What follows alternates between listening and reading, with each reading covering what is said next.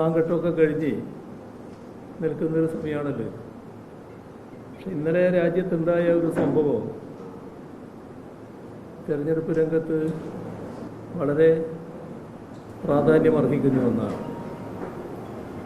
ഡൽഹിയിൽ നടന്ന റാലിയാണ് ഞാൻ പറയുന്നത്. അത്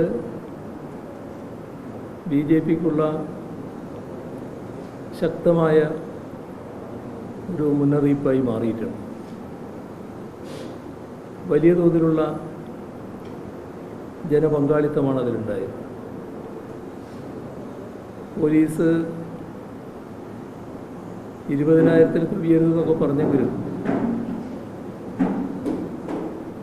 ആ മൈതാനിക്ക് താങ്ങാവുന്നതിൽ കൂടുതൽ ആളുകളാണ് അവിടെ എത്തിയത് എന്ന് മാധ്യമങ്ങൾ തന്നെ റിപ്പോർട്ട് ചെയ്തിട്ടുണ്ട്.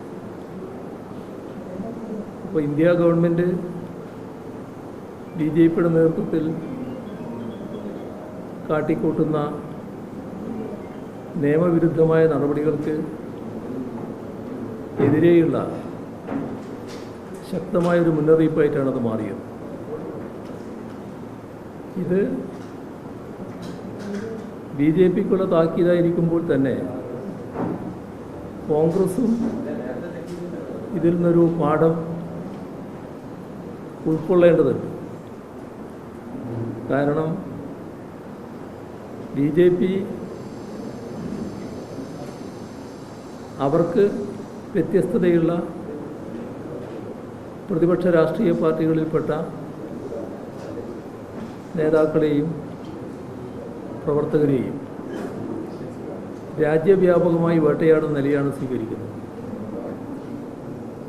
അങ്ങനെ വേട്ടയാടുമ്പോൾ കോൺഗ്രസ് ഇതരായ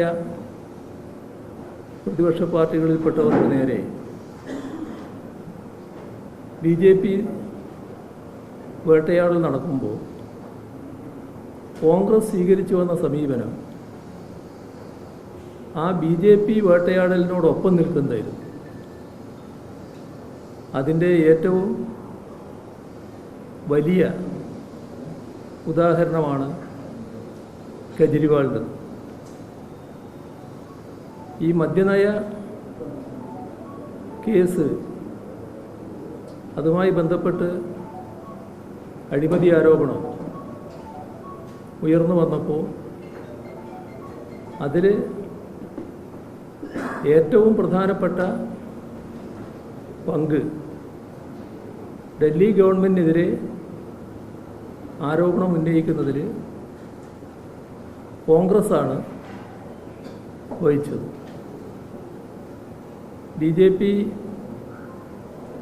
ഇപ്പോൾ കാണുന്ന ഇ ഡി ഇടപെടലിന് വഴിവെച്ചത് തന്നെ അത്തരമൊരു നീക്കത്തിൻ്റെ ഭാഗമാണ് എന്ന് കാണും.